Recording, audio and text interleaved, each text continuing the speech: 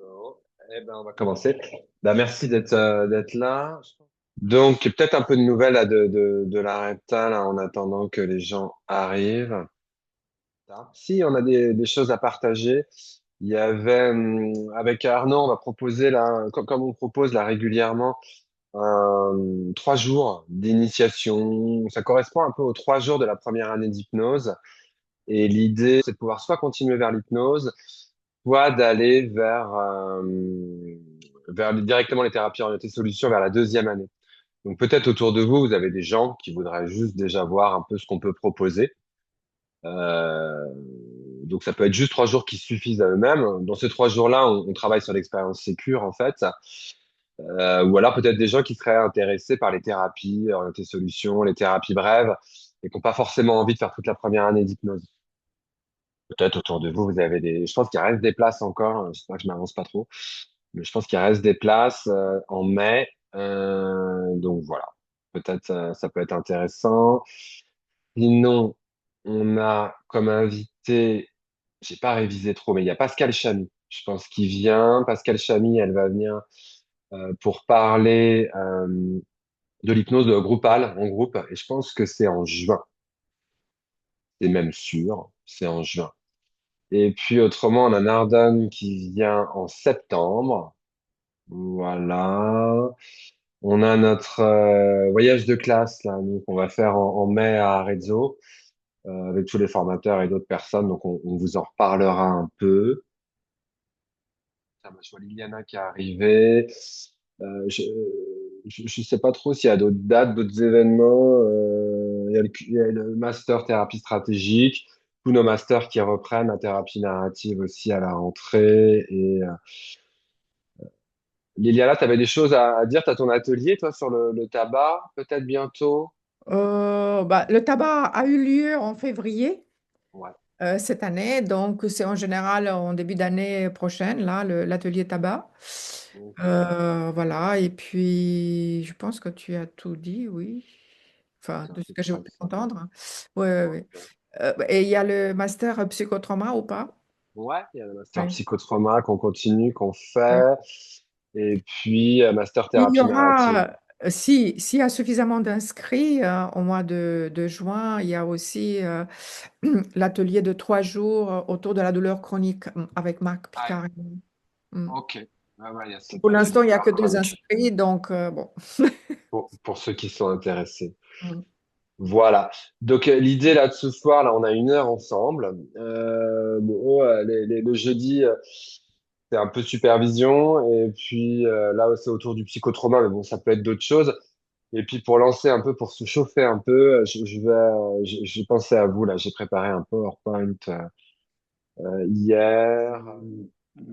Bon, je l'ai appelé le travail d'écriture dans le trauma. Mais c'était en fait, c'était dans le master psychotrauma. Je fais cette partie-là.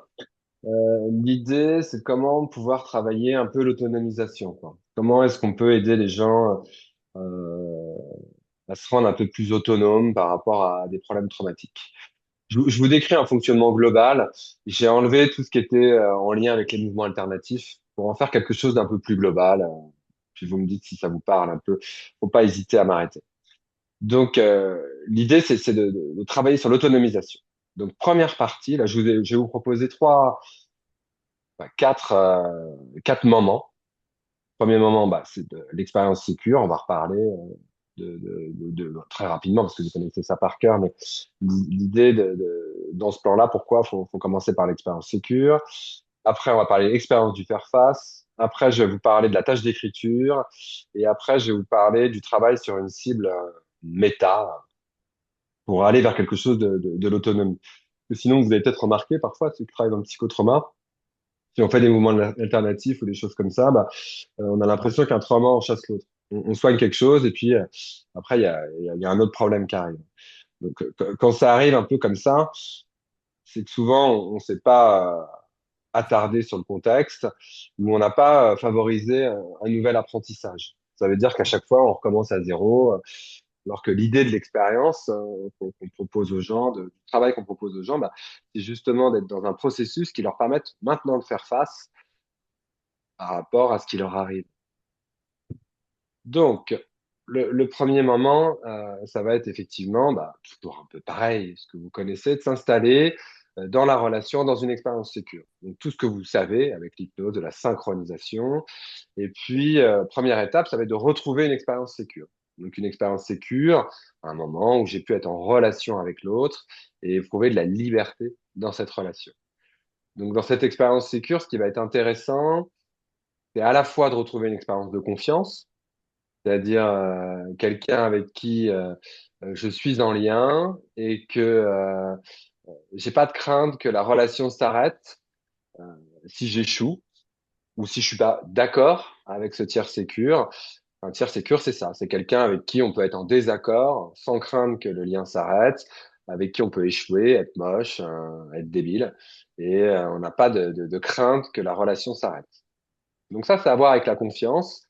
Et puis si on pousse un peu cette expérience sécure, parfois on pourra aussi travailler sur l'estime. Et l'estime, c'est quoi? Ça veut dire que quand on fait des choses, on a le sentiment que ça change l'autre, que ça lui donne, euh, ça conforte les valeurs qu'il a dans sa vie, l'idée qu'il a dans sa vie. Par exemple, j'ai en tête cette jeune fille-là.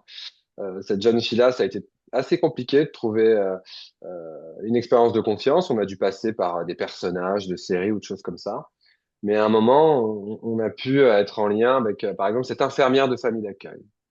Donc cette infirmière de famille d'accueil, elle a été vécue comme quelqu'un qui tenait bon la barre, avec qui on a pu s'écrouler, être en difficulté, et donc la confiance s'installe.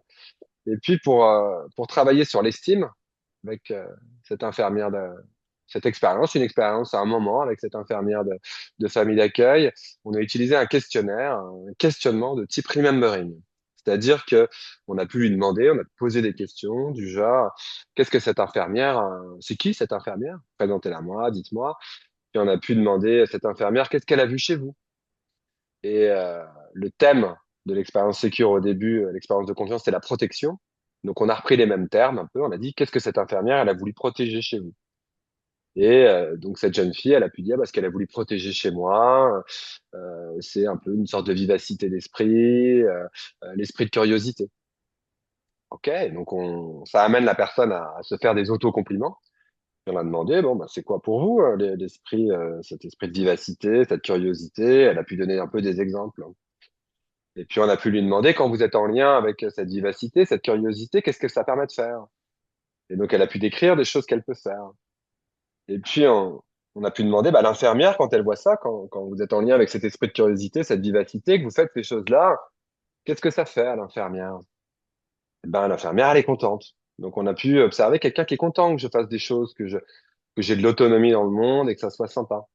Et quand elle voit ça, en quoi c'est important pour elle? Et puis, là, la personne, elle est un peu, c'est pas un questionnement qui est si simple, hein, mais elle a pu dire, bah ouais, elle est contente, bon, pourquoi elle est contente, en quoi ça la rend contente?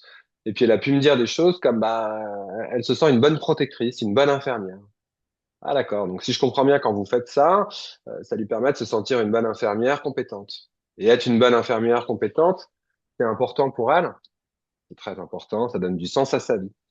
Donc vous voyez, c'est avec des petites choses comme ça qu'on commence à travailler sur l'estime. C'est-à-dire, je suis pas seulement un réceptacle à recevoir du soin, de la protection de l'autre. Moi aussi, quand je fais des choses, ça change l'autre et ça donne du sens à sa vie. Donc là, c'est un questionnement de thérapie narrative du type remembering. Donc je sais pas où vous en êtes tous les uns les autres dans votre cursus, mais c'est des choses qu'on peut voir justement en thérapie narrative, dans le master de thérapie narrative. Mais c'est des choses qu'on peut installer en hypnose avec la thérapie orientée solution. MA, c'est mouvement alternatif. Ce que je veux dire en fait par là, c'est quand on installe la relation, une expérience sécure, c'est que pour commencer, avant de travailler sur les changements, de travailler sur quoi faire de différent pour les gens, il va falloir être au moins trois. Être au moins trois, ça veut dire que là, cette jeune fille, elle parle de protection. Donc, faut au moins qu'elle sente que, il y a de la protection dans la relation avec moi, et puis qu'on fasse venir une relation de protection, par exemple avec cette infirmière. Et je dirais même qu'on puisse faire venir, elle, ses capacités à protéger. Qu'est-ce qu'elle veut protéger chez l'infirmière et que cette protection, elle circule. Elle soit pas que dans le sens du soignant vers elle. Donc, bon, bah, c'est pas mal. On a réussi à être au moins trois, à faire circuler un peu ça. Vous me dites hein, si je vais trop vite, s'il y a des choses qui vous paraissent pas claires, faut pas hésiter à prendre la parole. Donc, dans un deuxième temps, on va, avec elle, on va commencer à bah, voir le problème. On a été dans la sécurité, et puis bah, là, on va aller dans le dur, dans le problème. Donc, ce qui va être intéressant, là, c'est que dans le creux de la sécurité relationnelle qui s'est installée, eh ben, on fait venir du problème. Alors, on fait venir le problème, ça, vous avez plusieurs possibilités pour le faire. Soit vous faites ce que vous avez appris en hypnose, hein, dans le cours sur le passé, là, ce double écran. Ou alors, ça, j'en reparlerai un petit peu après. Mais s'installer dans l'expérience sécure, j'en reparlerai tout à l'heure. Mais on peut faire le double écran, on peut faire le protocole de mouvement alternatif aussi pour ceux qui ont fait le master de mouvement alternatif avec une externalisation, la cible. Ou on peut faire la flèche du pire pour ceux qu'on fait en thérapie stratégique. L'idée, c'est de main dans la main, de pouvoir faire déjà l'expérience de se faire face à la difficulté avec le thérapeute. Avec le thérapeute, et puis on a installé par exemple aussi, je sais plus comment elle s'appelait, l'infirmière, on va l'appeler Nadine, mais on a installé Nadine aussi sur un siège. D'ailleurs, c'est intéressant d'installer Nadine sur un siège ou une amie ou un tiers sécure. Ça va nous permettre de dire, bon, bah voilà, si Nadine, elle n'est pas d'accord avec ce qui se passe, à tout moment, elle intervient. Bah, Nadine, peut-être elle est morte hein, depuis le temps, mais c'est pas grave. C'est la relation avec Nadine qui vit toujours en elle. Donc on installe Nadine sur une chaise, et puis à tout moment, Nadine peut intervenir. Et donc, on fait l'expérience du faire-face en faisant bah, autre chose que ce que les gens font habituellement. Ce que les gens habituellement font quand il y a une image désagréable, eh ben, ils font, pour ceux qui ont fait la thérapie stratégique, bah, ils font de l'évitement, ils essaient de contrôler les sensations, ou alors ils font des conduites dissociatives, ils se scarifient, ils picolent, ils font de la privation de nourriture, ils font du figement, bon, tout ce que vous avez vu. Bah, là, pour une fois, dans la relation, eh ben, on va essayer de faire autre chose. On va regarder, puis on va expérimenter bah, qu'il se passe pas forcément grand-chose, et puis que même quand on fait face, eh ben, c'est incroyable. Quand on fait face, la peur, elle se ratatine. Et quand on arrête d'essayer de contrôler les sensations, bah, le corps, il revient, il a une tendance normale à revenir au calme. Et donc ça, c'est vraiment super. Parce que c'est ce qu'on appelle, je dirais, une exception en thérapie orientée solution. C'est ce qu'on appelle une expérience émotionnelle correctrice en thérapie stratégique. Et ça, c'est vraiment intéressant. Et puis, ce qu'on va se dire, bah tiens, pourquoi on n'essayerait pas de prolonger ça, que ça puisse durer un peu, que les gens bah, ils puissent un peu expérimenter ça. Alors, on va leur prescrire une tâche d'écriture. Donc, cette tâche d'écriture, elle est empruntée au travail d'Arezzo et de Giorgio Nardone. Donc, on va leur demander, moi je fais des prescriptions, j'écris, hein, et puis je dis avec les gens, je vais leur dire bah, d'écrire chaque jour. Excusez-moi, je bois un peu. On va leur dire d'écrire tous les jours, et puis on va leur demander, alors ça dépend. Moi, par moment, je disais plutôt, quand on prescrit une tâche, il faut la faire halluciner. Donc, ça veut dire à quel moment vous le ferez. Moi, j'étais plutôt pour aiguiller les gens, un peu plutôt le faire en fin de matinée. Puis en fait, maintenant, je m'en fous. Mais je leur disais que plutôt le soir, c'était pas le moment d'écrire les problèmes, parce qu'on va leur demander d'écrire les problèmes. Et que le soir, c'est pas le moment d'écrire les problèmes. Donc je disais plutôt le matin, puis en fait, je m'aperçois que les gens font plutôt en début de soirée ce truc-là. C'est comme ça. Donc on va leur demander d'écrire tous les problèmes et tous les problèmes qu'ils n'ont pas résolus, quoi. Sous-entendu, ils en ont déjà résolu plein. Tous les problèmes encore actifs. Et on va même formuler ça un peu comme on a fait. On va dire bah, toutes les images du passé, voilà, qui vous viennent et qui font des problèmes. Mais ça peut être aussi les images du futur. Parce que souvent dans le trauma, vous savez bien, ce qui pose le plus problème, c'est pas forcément le problème du passé, bah, c'est que ça revienne encore. Donc toutes les craintes sur le futur, que ça revienne. On va leur demander d'écrire. Et on va leur demander d'écrire au kilomètre. En fait, qu'on leur demande, c'est pas un roman, en fait. On leur demande, le roman, d'ailleurs, je le dis souvent, le roman, ils le feront après. quand ils seront sortis de l'embûche, des problèmes, eh ben, ils pourront écrire ce qui leur est arrivé, ce qui arrive à plein de monde, et puis ils pourront venir me l'apporter même, hein, moi ça pourra m'aider là à comprendre comment les gens sortent des problèmes. Mais là, c'est pas ce qu'on demande. Là, on ne demande pas un roman. Là, ce qu'on demande, c'est d'écrire au kilomètre, c'est d'écrire comme ça vient, c'est-à-dire de vomir en fait. On met des gros mots. Euh, on met, on met tout ce, on écrit mal, on fait des fautes d'orthographe, on met même des choses illisibles. Et d'ailleurs, moi, je vois des gens migrants. Là, j'ai vu une femme de Russie là lundi dernier. Je lui dis d'écrire en lituanien, quoi, non, en russe, pardon. Je confonds avec une autre personne. Mais elle écrit. Et je dirais en fait, on leur dit d'écrire des choses de plus en plus intimes. Et on leur dit d'écrire des choses de plus en plus intimes parce que, en fait, quand on va leur demander de nous rapporter ça, mais quand ils nous le rapporteront, bah, on le lira pas. On le lira pas. C'est eux qui nous diront s'il y a des choses qu'ils veulent partager ou pas. On en discutera un peu parce que l'idée c'est pas d'aller faire son voyeur sur ce qui est écrit. Et l'idée c'est que les gens ils aient la sensation qu'ils peuvent tout raconter. Mais nous, on n'a pas besoin non plus de tout lire. Et puis, s'ils savent, certaines personnes, s'ils savent qu'on lit pas, ils vont mettre des choses de plus en plus intimes. C'est différent de la tâche d'écriture pour faire de la relation. Où là, si on leur dit qu'on lit pas, ça va pas être intéressant. Parfois, on va pouvoir mixer un peu les deux, et c'est pas intéressant de dire aux gens qu'on lira pas. Mais là, comme je vous dis, quand la relation est un peu établie, on peut leur dire on lira pas, et ça leur permettra de se confronter justement aux recoins les plus obscurs et honteux. Et puis, moi, je leur dis, j'utilise une métaphore un peu c'est Wilfried Martineau là, qui dit ça, que la marée, elle monte pas jusqu'au plafond. Donc les gens, je vais leur dire bien d'écrire jusqu'à marée basse, jusqu'à temps qu'il n'y ait plus rien à écrire. Et je vais leur dire, plus vous écrirez sur les sensations, sur les pensées, et plus ça va se répéter, plus c'est intéressant. Et j'utilise des choses, par exemple, peut-être ça va pas être facile, hein, c'est vraiment, il faut beaucoup de courage pour vous demander ce que je vous demande, mais il va falloir y aller et écrire et de plus en plus, et peut-être même à des moments vous voudrez écrire, mais pourquoi il m'a demandé ça? Ça me torture, c'est difficile, et vous allez décrire tout ce qui se passe. Et plus il y a de sensations, mieux c'est. Vous voyez bien qu'on est avec des gens où les sensations elles sont bloquées, où c'est un boulbi-boulga, un goulbi-boulga, on dit d'ailleurs, et tout est confus. Donc plus on leur demandera de décrire les sensations, mieux c'est, quoi. Mais au début, ils n'y arriveront pas, c'est difficile. Donc ça se répète, et on va leur dire, plus ça se répète, mieux c'est, quoi. Mais jusqu'à marée basse. Et la consigne principale, et là, faut, je dirais, un peu être dramatique, c'est que c'est interdit de se relire. Interdit de se relire. C'est pas un roman qu'on demande. Et là, c'est encore Wilfried qui dit ça, et je trouve ça vraiment intéressant. Il dit parce qu'on ravale pas son vomi.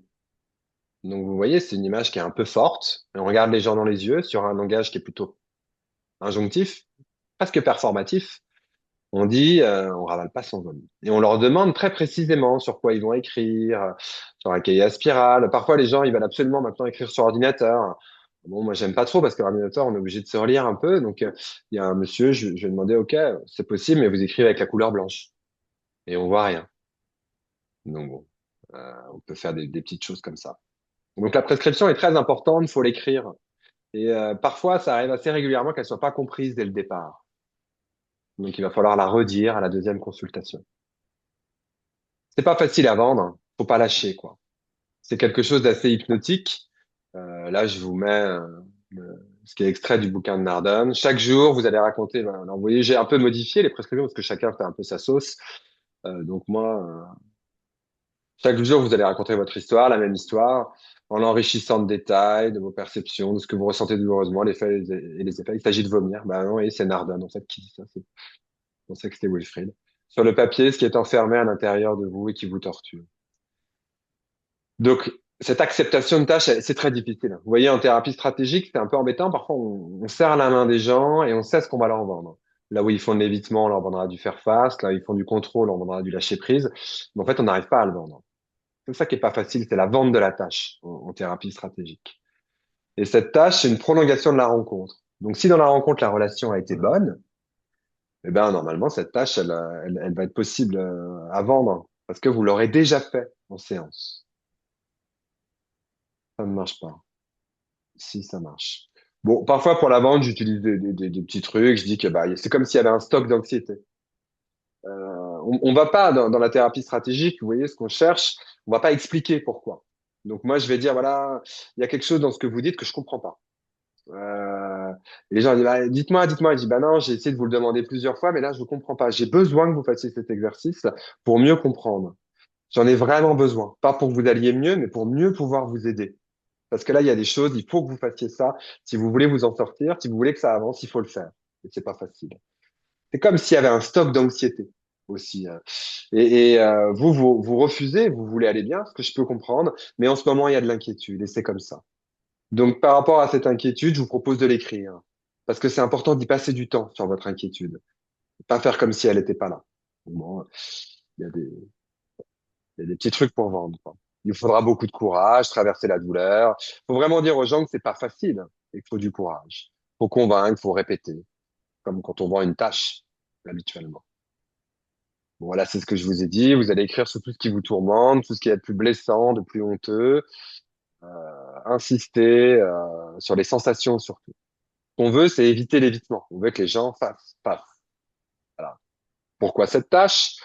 Donc, ce qu'on veut, c'est prolonger la relation donc internaliser cette capacité à ce que ce soit la relation qui aide à faire face. C'est grâce à Nadine, grâce à moi, grâce à toutes les relations qu'on a à l'intérieur de nous, qu'on peut faire face à ce qui nous arrive et que toute la journée, on n'est pas dans le trauma.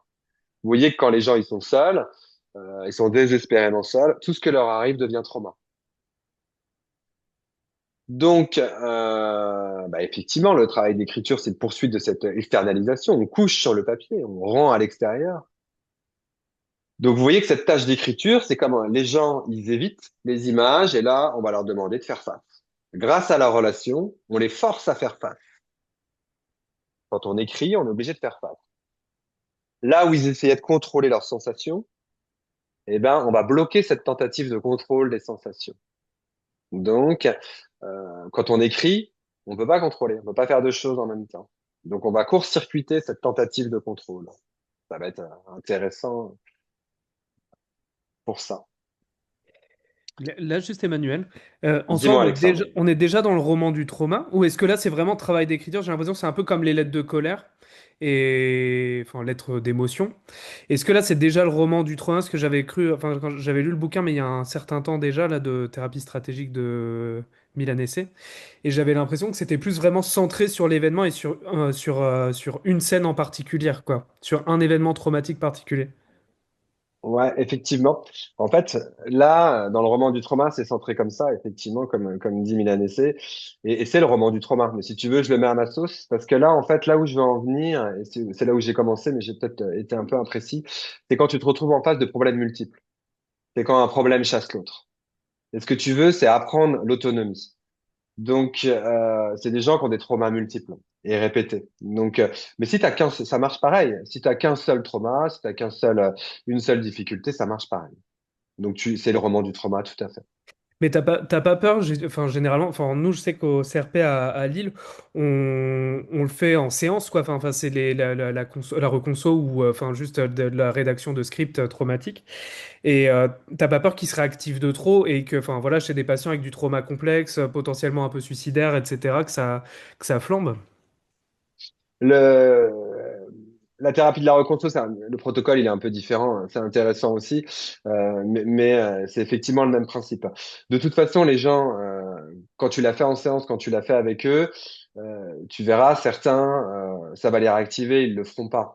Mais être réactivé, ils le font tout le temps. Mais là, tu le fais dans un cadre assez précis. Et avec, si tu veux, l'idée de la tâche, c'est justement si la relation est en place, quand ils font la tâche, tu es sur leur épaule et tu fais ça ensemble. Et comme tu l'as déjà fait en séance, ils ont déjà une expérience que faire face, ça a une issue intéressante. Donc c'est pour ça, quand tu l'as fait en séance, c'est une réactivation de l'apprentissage que tu as fait en séance. Mais le problème, tu vois, avec Milanese et avec la thérapie de la reconstruction, c'est que tu le fais pas en séance. Donc à mon avis, c'est beaucoup plus risqué que ce que je te propose là comme protocole. Bah, c'est vrai que quand j'avais lu le bouquin de Milan Essai, Effectivement, elle le donnait à faire comme ça. Moi, enfin, quand j'en reparlais avec des collègues, ils étaient un petit peu choqués. Là, toi, tu le fais déjà une première fois en séance, ce truc-là, du coup. Bah, en séance, si tu veux, c'est ce que je te disais, quand Tu fais, tu fais tu fais venir la personne, tu t'installes l'expérience sécure, retrouver une etc. expérience d'abord, sécure quoi. et après, Ouais. expérience du faire face en relation. Tu prends la pire image, tu vas sur, Ouais. et tu y vas, quoi. Et tu fais Ok, soit du ok. double écran, soit des mouvements alternatifs, soit la flèche du pire, et tu fais jusqu'à un apaisement. Donc, tu as déjà vécu en séance quelque Ouais. chose de correcteur. Mais après, tu vas pas dire que la tâche d'écriture, on va refaire, alors que c'est la même chose. Ce que tu fais à la Ouais. tâche d'écriture, c'est la même chose, mais de façon autonome. Ça marche ou ça marche pas, tu sais, les gens, ils se dissocient, ils ont l'habitude, hein, après, de faire de la merde, de se priver de nourriture ou de faire des trucs qui font pareil, c'est pas très grave, hein. Mais là, ils te le Hmm. diront après, puis tu prendras pour toi. On va revoir après quand ils arrivent. Mais c'est des bonnes Ça va. questions, t'as raison. Mais ils le feront pas plus que ce qu'ils font d'habitude, s'exposer. C'est une tâche d'exposition. Hmm. D'accord. Merci en tout cas. Mais je t'en prie, et c'est super d'intervenir, n'hésitez pas. J'ai Euh, une remarque. ouais, Je peux Fabienne, intervenir? Ouais. bien sûr. Puisque tu leur dis que tu vas pas la lire, la lettre, est-ce que dans ces cas-là, tu peux leur dire aussi de jeter la lettre dans la poubelle? Alors, on Parce en que de toute reparle, façon, tu la lis pas, eux, ils vont pas la je, relire. ce que je te propose, c'est que je finis. Et si quand j'ai Ouais. fini, ça répond pas à ta question, tu me la reposes. Ou j'y Ok. penserai, moi. OK? Ok. Donc, on s'en fout de ça. C'est pas grave, parce qu'on va avancer. Je vois qu'il est, en fait, le temps passe, il est 20h30. Donc, les gens arrivent. Qu'est-ce qui s'est passé quand vous écrivez? Donc, les gens vont vous décrire, ah, c'est très difficile, et il faut tenir bon, là. Et alors, et après, qu'est-ce qui se passe? Et après, qu'est-ce qui se passe? S'ils ont bien fait les choses, bah, il se passe plus rien. J'ai plus rien à écrire. Et là, faut en faire des caisses. Waouh! Et qu'est-ce que vous en pensez? Que quand vous écrivez, au bout d'un moment, il se passe plus rien. Ah oui, bah oui, j'en avais marre. Non, non. Qu'est-ce que vous en pensez? Et là, faut les remettre. OK. Donc, si je comprends bien ce que vous me dites, plus vous écrivez, plus vous faites face, plus la peur se ratatine. Donc là, il faut vraiment dramatiser un peu cette expérience. Et puis, vous pouvez faire une métaphore en plus. La métaphore, par exemple, il y en a plein de métaphores, mais par exemple, le château de la peur, ou moi, celle que j'utilise toujours, c'est Bouddha. Bouddha a deux disciples. Puis bon, Bouddha, voilà, un jour, il a envie de prendre l'air un peu dans la montagne, là, donc il va faire un tour. Et puis, il dit à ses disciples, surtout, vous n'ouvrez pas la porte. Ok, on n'ouvre pas la porte. Oui, oui, pars tranquille, Bouddha. Il dit, surtout, vous n'ouvrez pas la porte. Oui, oui, Bouddha, t'inquiète pas. Donc, Bouddha part dans les montagnes, et puis les deux disciples se mettent à jouer aux cartes. Et puis, ils entendent, au bout de quelques minutes, assez rapidement, en fait, ils entendent quelque chose gratter à la porte. Et puis, euh, bon, ils résistent, quoi. Voilà, ils ont bien entendu ce que disait Bouddha. Puis bon, au bout d'une demi-heure, en trois quarts d'heure, ça gratte à la porte, et ils entendent une petite voix, ouvrez-moi, ouvrez-moi. Bon, ils tiennent, puis au bout de 2 heures, bah, ils n'en peuvent plus. Ils vont ouvrir la porte.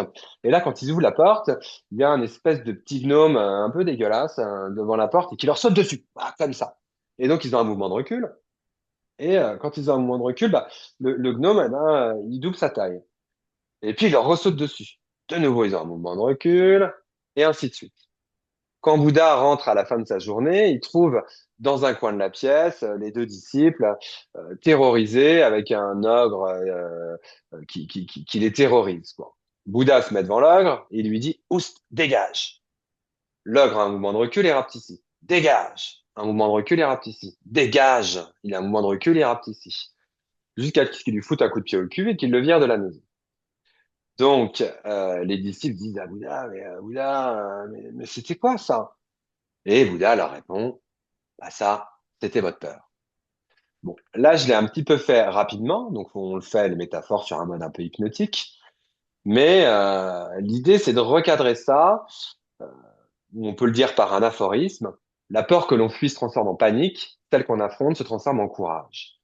Et là, vraiment, comme je vous dis, il faut dramatiser les choses. Vous venez de faire une expérience incroyable, et peut-être qu'il vous servira toute votre vie. Peut-être que toute votre vie, vous allez devoir écrire de temps en temps si vous oubliez. C'est la peur qu'on évite se transforme en panique. La peur auquel on fait face se transforme en courage. Et vous venez de découvrir ça. Et après, vous expliquez, pourquoi pas aussi pour le lâcher prise, cette histoire de quand on a des images dégueulasses du passé, est-ce que c'est normal d'avoir des sensations? Et les gens ils comprennent pas au début. Bah oui, c'est normal. Non, non. Que c'est, et oui, c'est pas normal. Non. Est-ce que c'est, quand on a une image dégueulasse du passé, est-ce qu'avoir une sensation désagréable, c'est normal? Oui, c'est normal. Ok. Donc votre sensation, elle est normale. Donc vous vous êtes trompé d'ennemi. L'ennemi, c'est pas la sensation. La sensation, elle vient vous juste vous dire que vous voulez pas de ça dans votre vie. La sensation, elle serait à honorer et à respecter. Donc, on va pouvoir leur dire, bah voilà, grâce à cette tâche, vous avez enfin pu foutre la paix à votre sensation, la laisser tranquille. Et quand on fout la paix à une sensation, elle a tendance à se normaliser. Il y a un deuxième cas de figure. Les gens n'ont pas fait bien l'exercice, parce que ça peut durer 2 heures, hein, ça, 3 heures. Les gens n'ont pas bien fait l'exercice, donc il faut augmenter. Il faut leur dire, et on prend tous les échecs des prescriptions, c'est pour nous. Ah, je me suis mal exprimé, je suis désolé. En fait, il fallait vraiment continuer jusqu'à marée basse. En fait, il faut mettre des choses de plus en plus intimes et continuer. Et je suis désolé, allez-y. Faut beaucoup de courage. On refait une expérience de faire face en séance et on allonge la prescription. OK. Bon, là, c'était un exemple d'écriture. Non, on va pas le faire. Et donc après, les gens, effectivement, vont nous dire, mais qu'est-ce qu'on fait? Puis ça, on va pas le faire non plus. C'est pas grave. Qu'est-ce qu'on fait de ça? Donc là, effectivement, on va leur dire, bah, je sais pas moi. Qu'est-ce que vous voulez en faire de vos écrits? Et puis les gens, bah, je sais pas, je vais les garder. Ok, vous pouvez les garder. Donc, c'est-à-dire qu'à un moment où vous serez bien, vous pourrez reprendre vos écrits, comme ça, vous pourrez aller mal. Donc là, les gens sont un peu plus détendus en général, ils rigolent. Ah bah non. Ok, bah, qu'est-ce que vous voulez en faire? Bah, je vais vous les donner. Je dis, ok. Donc moi, à un moment où j'aurai envie d'aller mal, je vais lire plein d'écrits dégueulasses pour aller mal. Ah bah non. Alors, souvent, une des réponses que j'ai assez rapidement, c'est foutre le feu. Alors moi, foutre le feu, j'évite parce que j'ai une patiente qui a fait ça, qui a foutu le feu à sa poubelle. Ça a été un peu problématique. Donc, je suis moyennement pour. Donc, on dit, bah, jeter, jeter. Et alors là, jeter, c'est assez satisfaisant. Soit les gens, ils déchirent eux-mêmes dans la poubelle du bureau, soit nous, on a deux broyeuses, une au secrétariat et une dans le service. Et l'expérience de la broyeuse est quelque chose d'assez intéressant aussi, souvent pour beaucoup de patients, corporellement. Et après, on va leur dire, bah, il faut continuer à faire ça. Donc voilà, c'est un des petits moyens, si vous voulez, pour prolonger, pour se faire soi-même de l'EMDR. Vous voyez, le MDR ou les mouvements alternatifs, les choses comme ça, bah, l'idée, c'est dans la relation, là où les gens faisaient de l'évitement, on fait face. Là où les gens faisaient du contrôle, on fait du lâcher-prise. Bah, là, ils apprennent un peu. Bon, il y a plein de trucs à faire de différents, hein. Il y a du tapping, il y a les papillons, les bidules, l'auto-hypnose, tous ces trucs-là. Là, je vous propose juste là, un petit moyen. Et pour recaler un peu le roman du trauma, effectivement, tu as raison, Alex. Bon, voilà un peu ce que je voulais vous dire un peu ce soir là. Ok, eh ben écoutez, je vous souhaite une excellente soirée. C'est sympa d'être venu parce que parfois là on était pas mal. Ah, Parfois je crois qu'il y a. 19, oui. Ouais, voilà. Bon bah écoutez, je vous souhaite une excellente soirée en tout cas. Bonne soirée tout le monde. Merci. Merci pour Bonne tout. soirée. Allez, salut Alexandre. Bonne soirée. Merci beaucoup. Bonne soirée. Merci.